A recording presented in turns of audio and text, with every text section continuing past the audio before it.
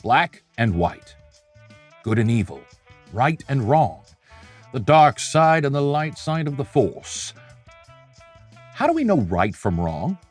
And what is wrong? I'm asking some big questions here. What if I told you that even the worst of our worst natures most likely have rather easily explainable origins and explanations?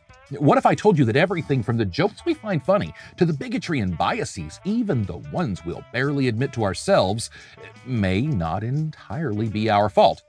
Now, I'm not out to make excuses for unacceptable or toxic behavior, or truly terrible people for that matter. But I think we all need to be a little honest with ourselves and each other, and I believe that by getting a little vulnerable, saying some of the hard things to admit, and hoping for some compassion along the way, we can get to the root of the reasons we behave and have behaved the way we have behaved. I'm trying to anyway. Won't you join me? Change is uncomfortable. And when change comes at the expense of our pride, self-respect, our reputation, or the reputation of people we hold dear, well, let's just say it's no wonder so many conservative traditionalists hold steady in their beliefs, uncompromising, unbudging, and unaccepting of new ideas, and uncomfortable with the evolving surroundings. Yeah, this is going to be uncomfortable AF, as the kids say. And welcome to the podcast.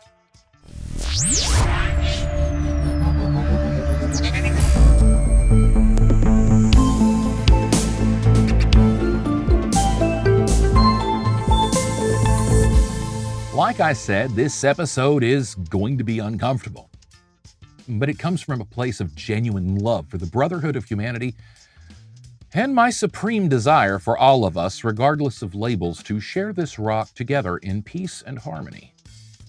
We don't get there. Scratch. We don't begin to start the process of considering the conversation of how do we get there until we stand up as individuals and say, this is where I got it wrong. Look, we're all great at pointing out where others got it wrong, but we have to start with ourselves. And folks, boy, I was wrong. I've been wrong a lot about a lot of things.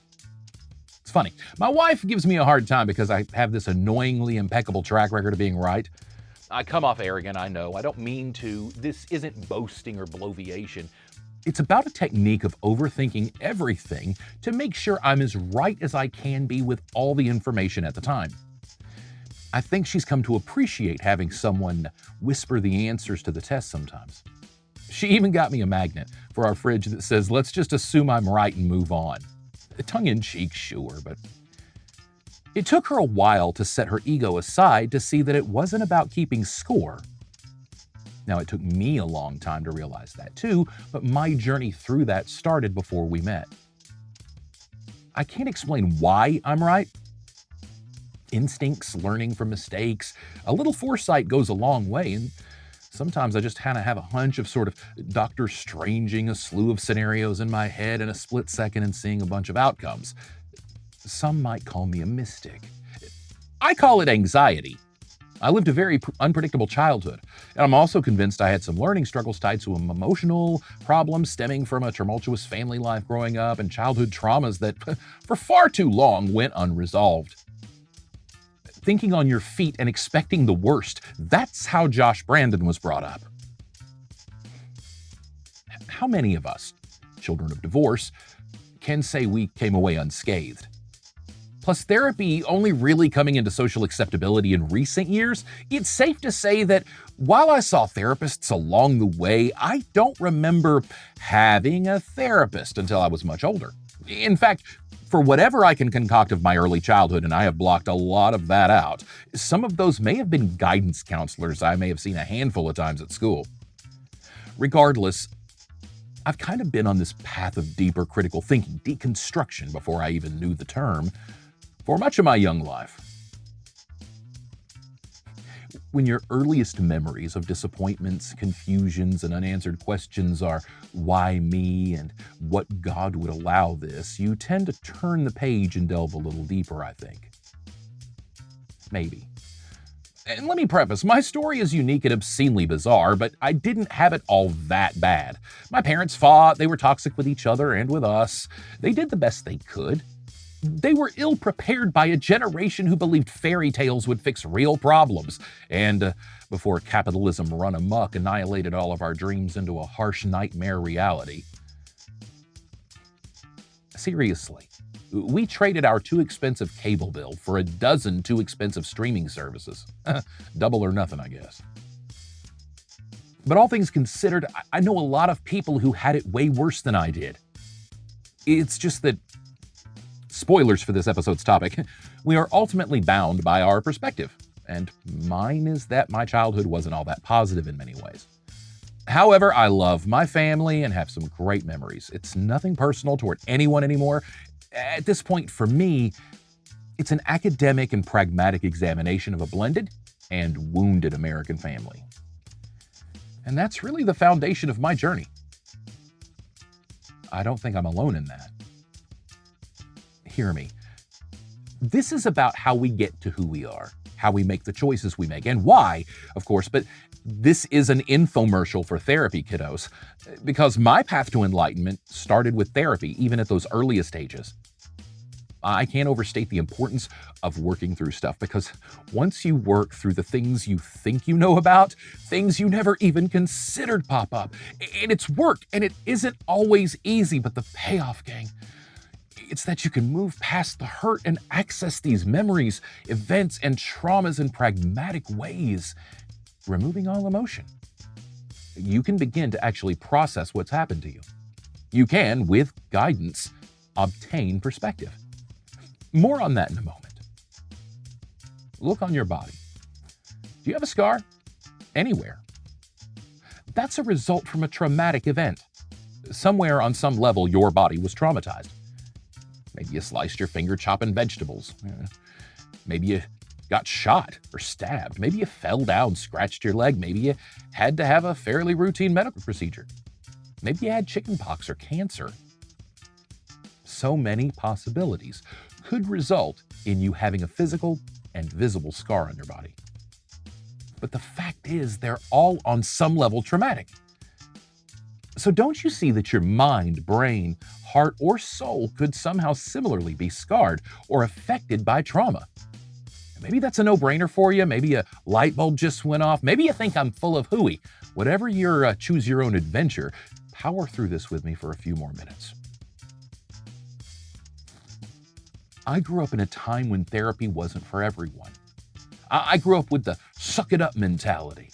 And I've heard my whole life from people who don't go to therapy or haven't seen success with it bash therapy or call me whackers. They often dismiss therapy as head shrinkers or quacks. The thing is, therapy is like a relationship.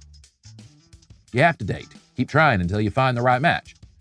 If you went out on one date and it was awkward and you had trouble connecting, would you assume that you should just never date again? Because, what's the point after one bad date? Why would you think a therapy relationship is any different? Nobody likes being told they're wrong. Even fewer want to do the work to fix themselves once they do come face to face with that realization. Much less admit they have a problem to begin with. Still, every one of those people would likely admit to the physical phenomenon of heartbreak or soul-crushing loss. Therapy isn't for everyone. That's a cop-out lazy people use, so we don't have to do the work of being accountable for ourselves, or worse, being forced to admit some harsh things about others we care about. Now, I'm not judging. I've been that person. We all grow at our own speed. This isn't saying trauma is our fault. That's often not the case. But we are responsible for how we act and the choices we make that lead us to these traumatic events or people, and how we react to the events happening to us every day. A therapy infomercial, yes, but this episode is also very much about personal responsibility, owning your trauma, and forgiving yourself for allowing it to impact you and others so negatively. Life happens to us. How we react to life happening to us determines how we live.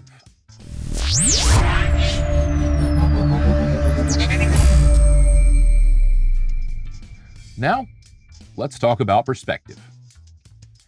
If you're not a person of color, you can still support the movement and also acknowledge it's hard to understand the perspective of people of color in America enough to truly comprehend Black Lives Matter. At very least, we must be open to the understanding of our own limitations. Even if you do actually have a black friend, walk a mile in another man's shoes, and every other cliche, it's very different. True, not everybody's experience will be the same. Blanket statements are flawed. Just to say that there is so much perspective we can obtain on the issue of race alone, and that there's only so much perspective we can obtain on the issue of race. I can never appreciate what it's like to be black, no matter how hard I try. Tootsie taught me that lesson with women. I'm not going to credit Soul Man here, though one day we need to talk about that movie. However offensive watching C. Thomas Howell in blackface for 104 minutes, trying to con his way into law school on an NAACP scholarship in that easily watchable 80s classic, it's anyway. I saw that really was a struggle, different than mine. Now, I was 10 when that movie came out, so plenty of harmful ideas would be absorbed out of context. Of course, it wouldn't resonate until much later that we all knew racial disparity was a huge issue. So much so that there was a whole movie made about it, and it made millions of dollars in the mid-'80s, and it didn't change anything. And we dehumanized African Americans for so long about so much that a movie about blackface was actually a thing. Still, there have to be better ways to get people to think about these issues, ways that aren't riskier than validating hateful and ignorant stereotypes. How about this? If we can admit that we've ever wished a physical trait was different, hair, eyes, body type, height, then one could more easily understand the perspective of racial disparity. This isn't to say anyone wishes they were different. Don't get ahead of me here. That's not what I'm saying.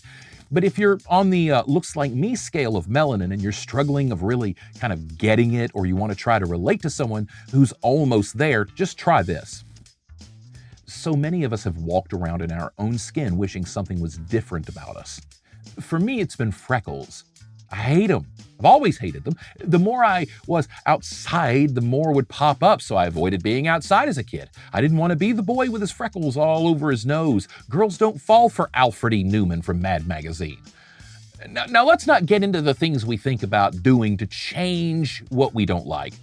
I can't change freckles. For some, it's hair color. Whatever it is, this thing that you wish was something different, hold on to that. Let's flip the perspective just a little. Rather than focusing on the thing you want to change, or that you want to change it at all in the first place, both are valid, okay? But that's a different conversation. Let's look at this from your internal perception of perfection, or what ideal is and why. Now, some of that is social standards, which I argue are inherently flawed. There are other factors to it, whatever it is, but that I didn't want to be freckled played into my perception that successful people didn't have freckles. Who on TV or really big names had freckles? Opie? I didn't see people with freckles who were proudly displaying their freckles. Women covered them up, man. I don't know if grown men with freckled faces just moved to communes where no one sees them again or what, but I just didn't see that many freckled-faced men on TV. Not that I remember. It's the South. At some point, our freckles connect and we just look weathered or red. Either way, me having freckles and not seeing a lot of freckles in the places I looked, well, those places that I aspired to be, it bred this sort of self-hate and defeatism, I think, that really impacted my self-esteem as a kid. Still, arms, freckles, legs, shoulders. I'm not suggesting anyone hates their skin tone or wishes it was different, though. That's not it. The idea that I have heard racist white people say that darker people wish they were lighter, that somehow reinforcing white is perfect or superior or supreme, absolutely not. That's vile. But this relatable feeling everyone feels of inadequacy or imperfection, or not being ideal, can be easily accessed to maybe understand a little of the perspective, or at very least to understand that we can't understand. I'm suggesting that if my journey was even slightly impacted by a physical trait I couldn't help, then we must be able to tap into the compassion and empathy for others to see that in our culture, the physical trait of skin color is a greater social discussion than freckles. That's really as simple as it is. It's finding that one small little exhaust port the size of a womp rat in someone's emotional defense systems so you can use the force and shoot that photon torpedo of understanding into their reactor and blow that Death Star to smithereens. Metaphorically speaking, of course. So often we see where people bypass their compassion and empathy altogether, especially in these last few years with the Black Lives Matter movement and others. But with that movement, it's not that people can't understand it, it's that they won't and refuse to. Often, these are the groups of our society who have the least amount of diversity in their perspectives, yet are choosing to oppose so staunchly what they can't begin to understand. Dismissing the movement altogether is arrogant and entitled, privileged even. Even to dismiss it as an organization or whatever, without seeking to understand why it's even a thing in the first place. When something rattles our reality and risks upending the fabric of everything we know, it's easier to belittle, dismiss, or demonize it. It's easier than having a conversation. It's a hell of a lot easier than being wrong. The hashtag #MeToo or Time's Up movement is another example I've used earlier. How can you truly relate to that issue if you're a man? Look, I try to be pretty woke, and it's hard for me to get. I've been sexually harassed at pretty much every job I've ever worked. By employees, customers, management. I'm not saying I didn't feed into it at times. Toxic work environments are toxic from the top down. And without the right leadership setting the tone, any workplace can devolve to Dunder Mifflin. Most of the places I worked were like that. Boys' clubs for sure, locker rooms. It was a different time, but I'm just not sure that matters anymore. So much was normalized in our own culture and at every one of those companies. From the top down, it bled toxicity, abuse, and unprofessionalism. Every place, without exception. Now, I'm sure the same can be said for a lot of your workplaces. I was the victim of a hostile work environment almost my entire working career, and almost every stop along the way to some degree.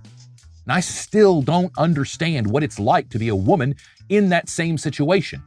I had to obtain that perspective. I still try and obtain that perspective, but I don't automatically get it. How can I? As in tune with my feminine side as I may be, I still don't exist as a woman surrounded by men. So as one of my oldest friends wisely told me once, listen, ask questions, and listen more. Obtaining perspective, it's really that simple. From a psychological standpoint, perspective, our own and how we see the world around us, well, think of it like this. Do you remember the encyclopedia? The old ones on your grandparents' bookshelves? The ones they inherited from their grandparents? No? Well, before Google and Wikipedia, there was the encyclopedia. Huge volumes of books full of information. You want to know why I know stuff? Because I would take the encyclopedia to the bathroom with me as a kid. A to Antwerp, and all the way from Z to Zulu. These books had comprehensive information about all the world's major topics, broken down alphabetically and sold door to door. Funkin' Wagnalls? Britannica? Well, just Wikipedia, huh? These old books were broken into different sections, volumes too. The science books were so cool. The anatomy section fascinated me. Not because of that, but because of those cellophane sheets. Do you remember those cellophane sheets with the layers? You see the full body, and then you turn the page and you see the skin layer removed, and then the musculature, and then page by page, circulatory, nervous, organ systems, until you're left with just a skeleton. It's like paper dolls for health nerds. Remember the human hat rack episode? Where I likened us to hat racks with all of the roles we play in life. They're all different hats we wear. And those hats are different perspectives, or lenses through which we view things. They're filled with experiences that alter us. So look at those hats as perspective, like those clear cellophane sheets. For every experience or role you play in life, a relationship you have, an idea you're exposed to, it becomes not only a layer through which you see the world around you, but you see each of those events, these layers of perspective you've obtained up to these points. You can peel back that layer if you're trained to, but you're going to experience everything in life through those clear sheets of cellophane, those layers of perspective. That's why obtaining perspective is so important. Adding layers of cellophane, so to speak, we need more layers. The fewer layers, the weaker we are, just like the skeleton in the anatomy section in the encyclopedia. Exposed, bare, unprotected, scary. So how do you obtain perspective? Well, grab a plate, make it a platter, because we're headed to the buffet for your brain. We must consume perspective. Yum, yum, yum, yum, yum, yum, yum, yum, yum, yum,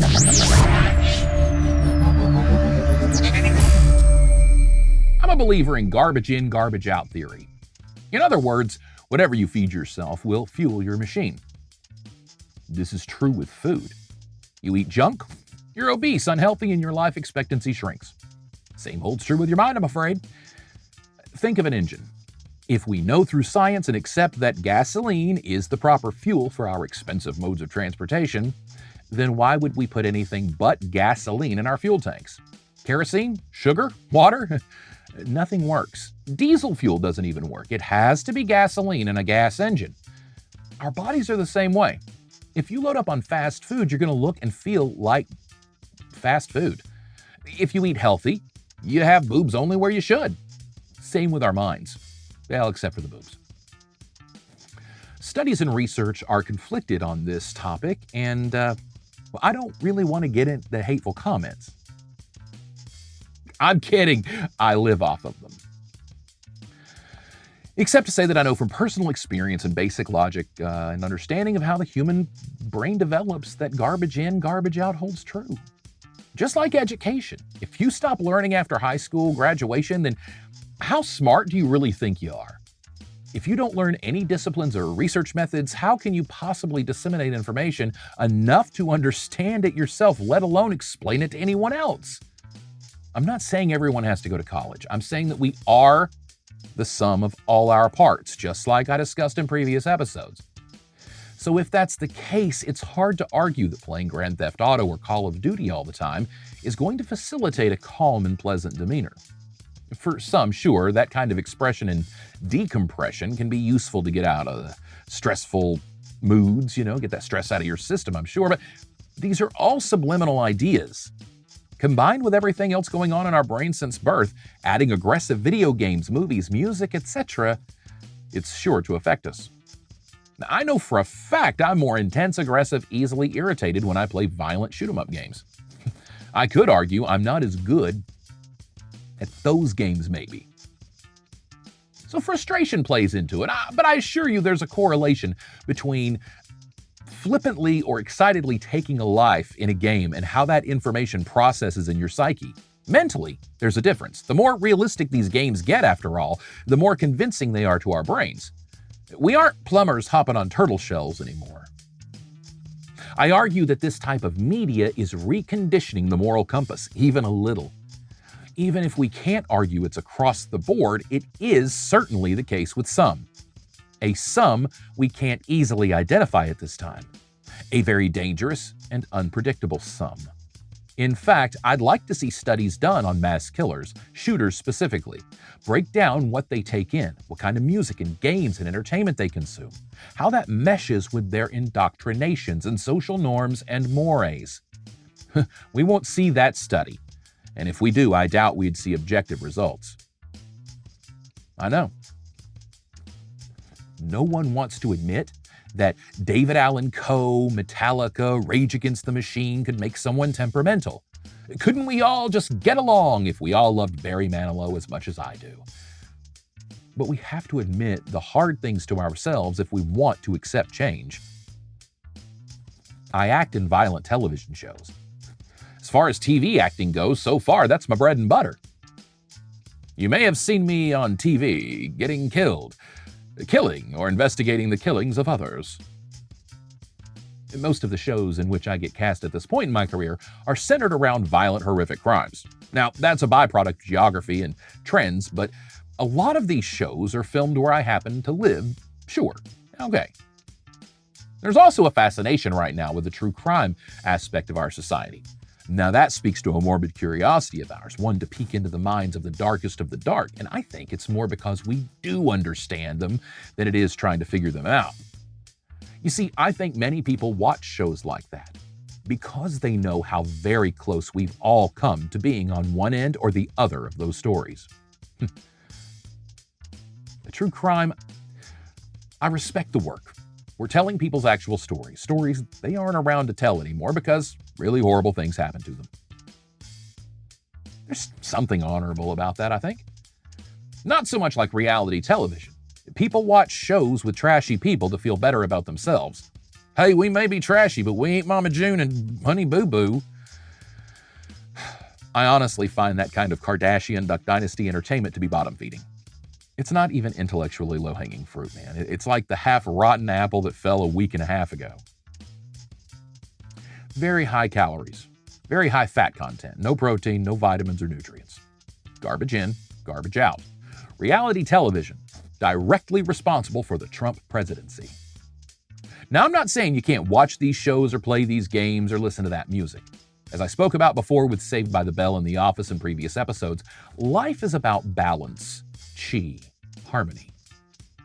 I'm trying to help us be more aware and mindful of the obvious mental and psychological effects that this kind of trauma can have on our minds, our hearts, our souls. Being aware just means, like our diet, we can have Cap'n Crunch for a treat, but if we're going to do that, we need to make sure we're getting our veggies, and lots of them, metaphorically speaking. An entire diet of Cap'n Crunch, and only Cap'n Crunch? Wilford Brimley's rising from the grave as we speak, and the roof of your mouth will never recover. It's really easy to fall into a habit of eating cereal for dinner because it's easy and it triggers all those feel-good chemicals in our brains, even if it wreaks havoc on our bodies. So, here we are again with the revealing part of our little show. Maybe I need to make a catchy name for these little TMI memory examples I drop. When I was a teenager in the back room of Videomania, the local video rental store, back when those were a thing, in the second rack from the door, lower right-hand corner, were these videos you hopefully have never heard of. These were basically snuff films, filmed horrific accidents, wreck footage, adventures gone wrong, torture, and videos from third world countries where extreme punishments were the norm. Like TikToks from hell. In one, a fella bungee jumps off a building without accounting for the missing superstitious 13th floor. Kind of like Wile E. Coyote without the meep meep and getting back up part. In another one, a foreign country, a man was drawn and quartered. These were real. These were not Hollywood special effects. Faces of death. Now, we can talk about the system that allowed that freedom of speech to be able to be rented for $2.50 a day, and even the system that allowed a teenage boy to walk in there and rent them. We can talk about my dad, who had no idea what I was doing, and we can talk about what kind of person I was to rent them in the first place, and then invite my friends over to watch them. Freedom isn't free, nor should it be. Here's what I know. It traumatized me in ways I cannot undo. My entire perspective of the world and how I see it was affected by these videos. Plus, combined with a love for the horror genre, even as a young child, I found myself getting all kinds of side effects. Trauma. I'd have these flashes of something terrible, these terrible things coming into my head. Intrusive thoughts I would come to learn through therapy. These nuisances are clinically called. They're quite normal in all honesty. You probably have some too. But mine were amplified through the distorted lens of too much too soon. My mind no longer had that buffer, well, I'm sure there's always something worse than this. That wasn't there anymore because I had experienced and seen the worst of the worst.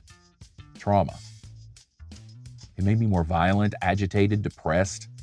I could talk for a whole episode about this, and I plan on addressing it more. This isn't just me. If you watched Nightmare on Elm Street, you were probably traumatized and lost some sleep over it.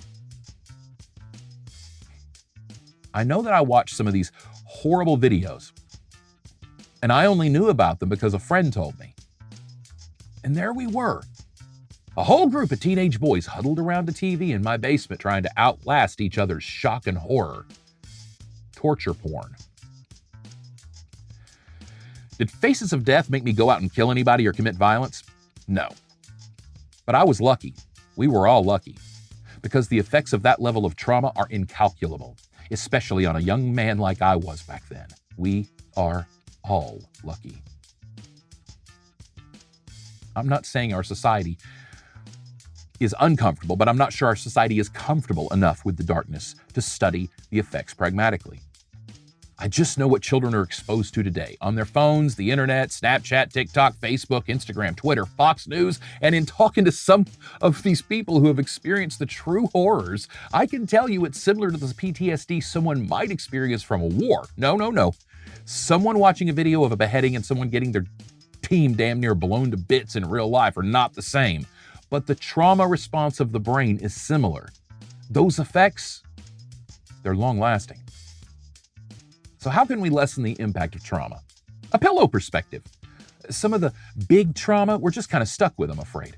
Many books are written on coping. I look at perspective as that layer around us that protects us from as much harm. It's our skin. We still get scrapes and sunburns, but it does protect us. When we embrace perspective, we begin to see that things aren't all about us. Or even if they kind of are, then we're able to objectively see how we are affected and think more clearly through the problem. Sometimes that perspective is just acknowledging a warning or a danger that certain things pose to our sensitive, squishy, thinky parts. We must obtain perspective in order to be able to see the world through that lens. Then we must practice it. Perspective is a practice. It's too easy just to fall into that sort of first initial thought mentality. Captain Crunch dieting? Those first initial thoughts are where harmful or at least questionable stereotypes are bred. Judgment. We aren't solving for X in that equation. We're filling in the missing pieces or forgetting they exist at all. Most of my generation grew up thinking John Rambo was a hero, when in fact a psychological case study on that character would reveal lots of mental health issues. Justice and revenge, those lines were blurred by Rambo. We just don't think deeper into it than what's presented. We aren't trained to watch a movie like Rambo or look at a character like the Punisher and reflect on the damage done to those iconic characters by war, corruption, and evil, ambitious men. We're just trained to see survival explosions, boom booms, and the bad foreign people that get boom boomed. And then again for 4 more sequels. We can't get enough explosions and killing, can we? Thank you, Michael Bay.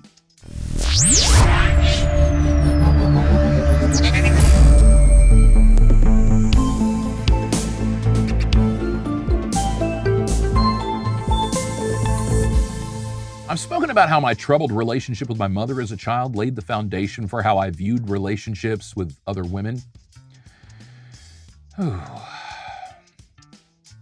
My dad was a bitter divorcee, spurned by whatever happened between him and my mom. He didn't trust women. He didn't like women. He objectified women. My dad was the kind of man who would say, "I'm not a sexist. I love women." He just omitted the naked part out of that sentence. I loved my dad. He was a good dad, all things considered. I guess, all of that. But I was raised with some very toxic attitudes regarding women. Look but don't touch, for example. Not that it was ever said, but certainly implied that I had full carte blanche to ogle whomever I wanted. I just had to watch how I spoke to and touched them. Living with my dad was living with locker room talk. Out to dinner, he'd say things like, "Damn, check out the hockey box on that one." However old you think I look, I still don't understand hockey box. I don't even think my dad knew what hockey was. So, my dad wasn't the man who raised me to be entitled to just take what I want and grab him by whatever, But he didn't raise me to value women the way I should have. I was raised to appreciate their beauty and sexuality and what they would bring to the bedroom. And if they brought anything along with it, it's a toss-up on whether it was worth it. My dad's advice on women and relationships was simple. Make sure the fucking you're getting's worth the fucking you're getting. Honestly, I really could apply that to all facets of life as solid advice to live by. It's smart if you think about it, It's a statement of cost-benefit analysis. Except that it's framed in a way that pretty much objectifies women and insinuates sex as the primary, if not sole, value of the relationship. You see, if you don't step back and think about it, someone immersed in that with no contradicting view presented, they just go through life repeating the same crap their daddy said because it was funny and witty, and everybody loved daddy, and I just want to be just like daddy because daddy's dead, and I'll honor daddy. This is honestly how we make so many decisions without even realizing it. Cost-benefit analysis on a relationship. Oh, God. What toxic garbage is that to instill on a child? To this day, I try till I ain't got nothing left in the tank to earn my keep. Trauma. Examining if what you're getting is worth what you have to put up with. Like, a smart woman who is pretty can make you better, or just do nothing but run that mouth and make you miserable. Again, these aren't rules or things that were said. These are ideas implanted, indoctrinated. Watch how my dad handled and talked to women. Dad told crass jokes a lot with little regard for his audience. He was outgoing and boisterous and flirtatious. He was hilarious and irreverent. That's where I learned it from. Once you got daddy started, boy, shutting him off was hard. Ultimately, I was the one who got to shut him off permanently. Split decision, bygones. I love my dad and I still do. I'd love to have 5 more minutes with him, don't get me wrong. But objectively speaking, his influence on me and how I view the world around me for a very long time was toxic in many ways. And it wasn't just him. Many men along the way contributed to this. My brother was one. I grew up with teachers who dated students, religious leaders with questionable and hypocritical morals and ethics, community leaders too, my bosses. Those toxic ideals, the ones where sexuality is valued more than anything else. Yeah, but is she hot? Before 8th grade, I want to say, I watched Porky's 1 through 3. If you don't know the Porky's movies, they were filmed, I think, in the 80s, but they were set in the 50s or 60s in Florida. A group of high school boys played by 30-somethings. Think Grease without the silly songs and more dick jokes. Or just American Pie. Remember that movie? Well, Porky's was probably one of the earliest raunchy teen comedies. The way women were regarded and treated in that movie was not pleasant or favorable. Fun as hell for a 13-year-old boy to watch late at night. Still, almost like Ma and Pa Kettle and The Andy Griffith Show, these movies became a staple of my childhood. They were funny and relatable. I was a horny teenager too. Still, I'm just not sure those films should be a how-to lesson on appealing to girls. There were some very rapey, toxic, and sexual assaulty kinds of scenes.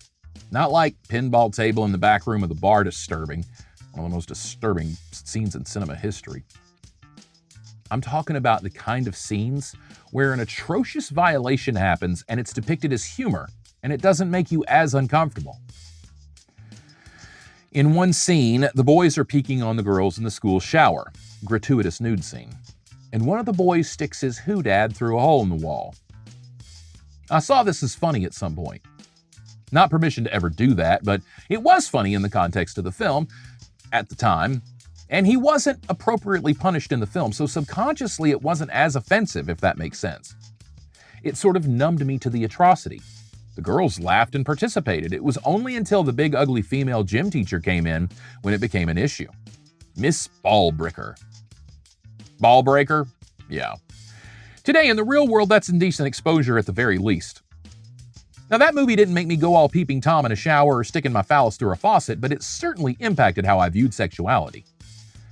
It's a fact that seeing these movies at that age blurred the lines of acceptability, or at least desensitized me to consideration of others and dehumanized women, sex, intimacy, and vulnerability. A few years ago, we had the disgrace of a presidential candidate's leaked audio talking about sexually assaulting women proudly. Many of his supporters just dismissed it as locker room talk, guys being guys. And yeah, I'm that asshole who had to have daughters for it to click. But it clicked. And I'm not saying I don't appreciate beautiful women. I love my beautiful wife, but I ain't dead. I still see pretty people. I still have those toxic thoughts that I have to push out of the way because of decades of indoctrination. They aren't easy to undo. But I don't think I've ever felt so entitled or whatever you have to feel to just walk up to someone and grab their genitals. Of course, I mean, without that, previously established relationship or what. But even then, it's inappropriate and unacceptable. And just to say that I can't say I've never boys being boysed with my friends, slapping ass or whatever, but you grow up and evolve and realize that this type of behavior is toxic and traumatizing to all parties involved, even the offender. You don't brag as a grown man about doing it to other grown men, which is my point. What we saw then is a large portion of people unwilling to confront the horrors of their own behaviors, words, and ideas. Or even silence by condemning a man who was the mirror image of representation of each and every one of them. Us. Some people change. Some people double down on ego and pride. And if I'm being honest, Donald Trump, let's just call him by name, is a huge reason for this transformation in society and in me. And it wasn't the Access Hollywood tape or anything about his political life. I was on this journey for many years before 2016. Part of it was The Apprentice, his reality TV show. He was my least favorite part of a premise I enjoyed very much. I liked the show, the challenges, the competition of the game. Trump was just the celebrity shtick of it. He was crass and tacky, and that was a turnoff. The things he would say publicly about women reminded me of jokes I would make, the ones I learned from my dad. He normalized a lot of that at the time when I was realizing it wasn't all that funny. I was trying to be funny. He wasn't. I found that I made horse-face comments. I mocked people all the time, all people. And I realized that there's a thin line between parroting and parodying bad behavior, and then becoming the bad behavior. Am I a terrible person? Yes, I believe so. I'm trying hard not to be. But is he, Donald Trump, a terrible person, I mean? Well, clearly he isn't trying to be anything but. So is he deplorable? By going by definitions, yes. By my own logic, no. He's just a factor in a very sad equation. One where he never learned manners or integrity. One where he didn't learn that women have more value than looks. The man's running off the fuel in his engine, just like I was for so long, just like all of us. What Trump suffers from is what I call inherited character. That's where your parents or those before you did the work to establish their name in a community. Then, when you came along, all they have to do is introduce you as theirs, and your door's open. You never learn those skills of building character or earning respect or admiration or even envy. It's all just automatically there by default. When you factor in his charmed, sheltered life, it's no wonder he's devoid of compassion or empathy. Those are things you learn from struggle and being taught by good people around you. He seems to have lacked both. That's not political. It's just a psychological case study. If you take a young man, self-conscious and insecure, shy but extroverted, and you feed that child violence and sexuality, you don't offer many contradicting ideas, and if you do, it's masked in a fairy tale nobody follows. Well, that's a recipe for disaster. It won't blow up in your face every time, but we can't be surprised when it does. This is when talking about privilege is so important. Only by acknowledging it can we move past it. Whatever that privilege might be, whatever our shortcomings or flaws might be, we must recognize our flaws and weaknesses, and the obstacles, and the advantages. Otherwise, we're just going to continue to trip over them. I'm a fan of metaphor. If all you're ever fed are canned and frozen vegetables, then you're going to think you're cooking a good meal when you got hamburger helper, canned peas, and corn on the plate. However, when you're exposed to properly cooked fresh vegetables, your entire perspective on food changes. So many folks are only fed the canned food. They don't know how to seek out the fresh produce. That's an economic issue tied to poverty and poor health, another episode. And think about it. If you go to the grocer with your parents as a kid and they don't shop in the produce section, then do you think you'll stop by the produce section on your own? We're only what we learn, right? There's an element of human nature, but I argue that's quickly overshadowed by what we learn early on. Personally, I think Donald Trump's a scumbag. The man's old enough to know better and privileged enough to have more of a perspective. That's judgmental and biased on my part. Where's Cups? Someone could just as easily look back at some of my behavior and cast me as a villain. I knew better, even if I didn't. I should have. We all should have. Maybe that's the difference in having been a scumbag and still choosing to be one. I'm trying not to be. I know. We've all fallen into that trap of being an asshole. If our last episode was about dealing with the asshole who pulls out in front of you, this one is about understanding why we pull out in front of people sometimes too. Character and integrity count. We have to hold people accountable for their actions. However, in seeking to understand those actions, it's helpful to look inward at our own actions and the traumas that have impacted us. The answers to why we act the way we do is hidden in our unresolved traumas.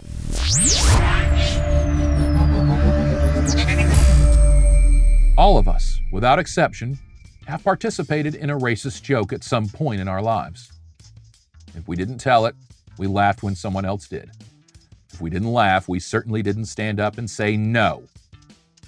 And to the three of you who are pure of heart, I commend you. But to the rest of us who are trying to be honest with ourselves, let's talk about it. I'm not saying you're terrible for not standing up to the joke or even telling the joke in the past. I'm saying we must acknowledge that there has been an atmosphere in our society and culture where certain things, even deplorable things, were normalized or less frowned upon. I am the product of it, but I'm also trying very hard to be an example of how someone can rise above that, rise above the racism, sexism, homophobia, xenophobia, bigotry, and bias. Mine came from small Southern Christian raising, toxic white Southern culture. I know others like this who came from the city. Others like this from marginalized groups. This isn't class, race, gender, anything exclusive. This is human. It really isn't even politically, ideologically sound reasoning to lump folks into one or the other sheep pen when it comes to deplorable behavior. While I can't say there are good people on both sides, I can admit that there are problems on both sides. I didn't come away from the places I was raised with a warm and fuzzy feeling about them. Lots of ignorance and bigotry. Lots of things I'd just as soon move on from. Those towns are a part of who I am, though. The trauma of having to live there and what I was exposed to, believe me, that lingers. I'm not blaming the towns or the people for my past behaviors.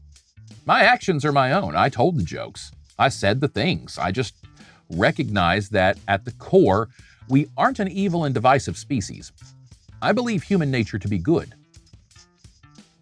So we are the sum of all our parts. And if those parts are toxic, well, the experience that stemmed from my geography growing up, like it or not, is a layer of perspective. One little cellophane sheet to try to peel back. Yeah, traumatic. Yeah, in many ways. This certainly doesn't give us license to say terrible things now, but in examining why we have said the things that we've said and done the things that we've done, whether it's a vile racial joke or seemingly innocuous as a minor traffic violation or whatever toxicity or entitlement we exhibit, examining our own traumas and trying to hold ourselves accountable, that's key. We must understand our own perspective. It will help us realize someone else's. I'm willing to condemn myself. I'm not sure I'm willing to condemn everyone. Like I covered in my episode on cancel culture, it has a lot to do with where your heart was when you said it or did it and where your heart is now. In other words, if you've told an insensitive joke in the past, was that something you genuinely believed and why? Is that attitude, even laced with humor, something you hold dear as a value? Why? Or were you just pandering to an audience? Why?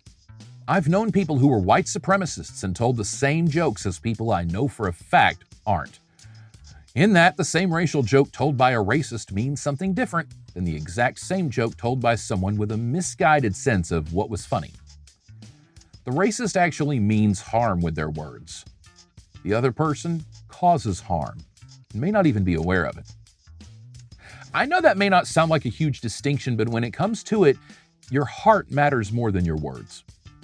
And when condemning someone for anything, intent matters. I've told racial jokes, insensitive and bigoted jokes.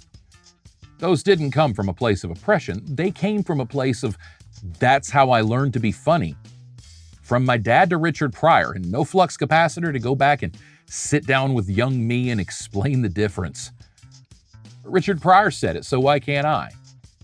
So I'm left with hopefully no recordings, but knowing full well some of the damage my words may have caused along the way. It doesn't make me feel great. Maybe that's the difference, if there is one. Still, even with the racist, their bias stems from trauma of some sort. Racism, it isn't natural. It's learned behavior, indoctrination of fear, hatred, self-loathing, insecurities, jealousies, and inadequacies. It's a perspective that they've learned. That learning, or indoctrination, is trauma. Believe me, I know, and it's difficult to overcome. We are all made up of the many traumas that occur in our lives. Throughout our existence, from birth to death and everything in between, it's just one trauma after another. It makes us who we are. However, if we look at trauma as physical and imagine what all these little pinpricks and cuts and bruises and metaphorical broken bones add up to, what would our medical records look like? Hollywood stuntmans, probably. We never stop to consider what our psychological self looks like in that regard.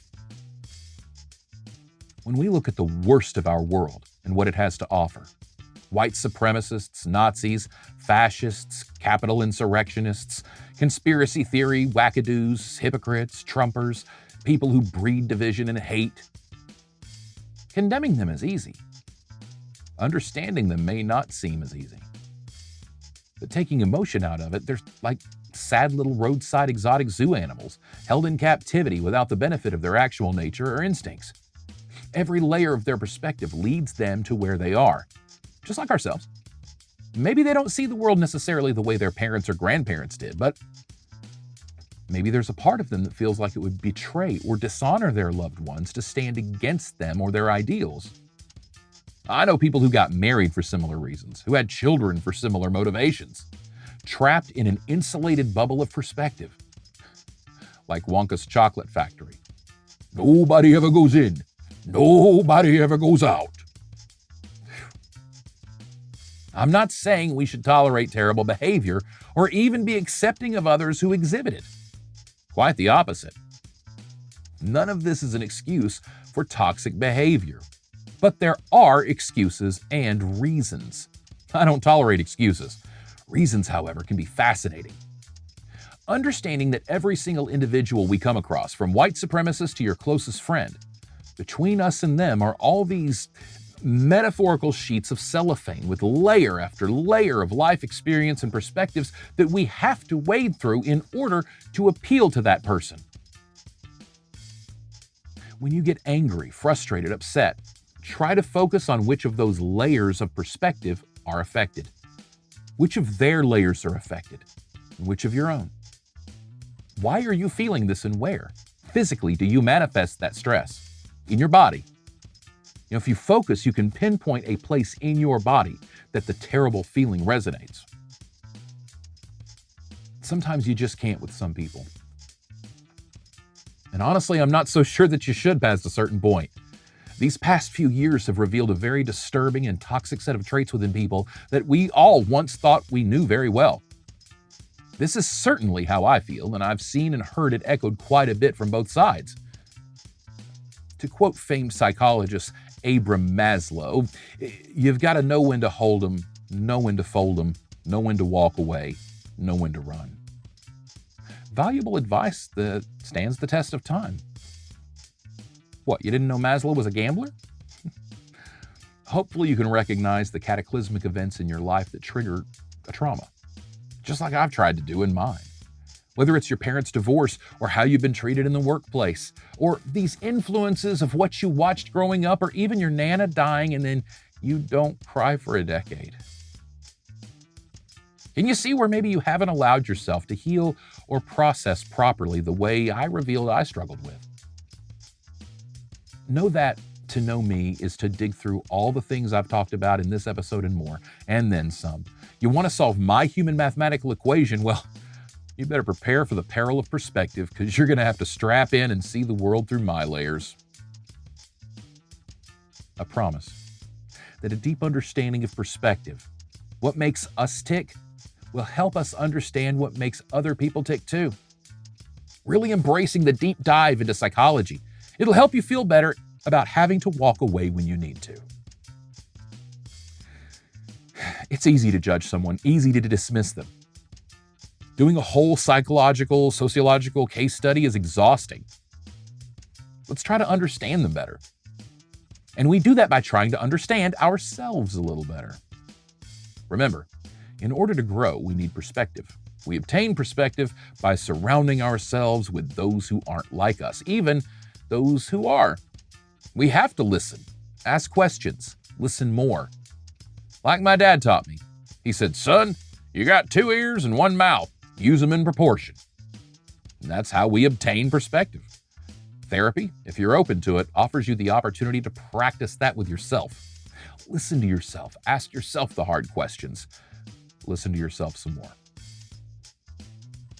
So I've revealed a lot about my life, past history, and in the next episode, I'm going to share more of my story that traumatized me and left me vulnerable.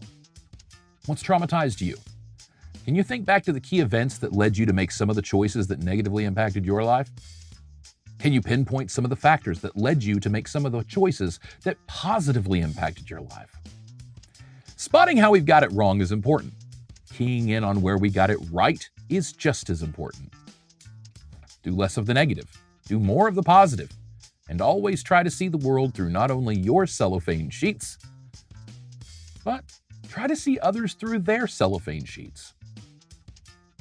Everybody wins.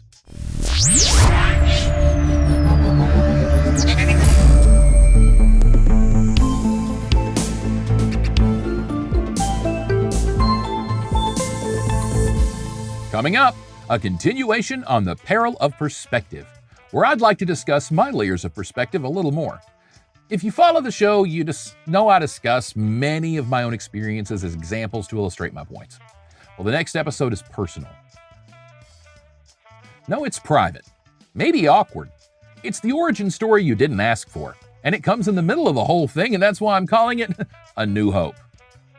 I'm convinced our stories are somewhat similar. I'm convinced that my path can be helpful to others. It has to be.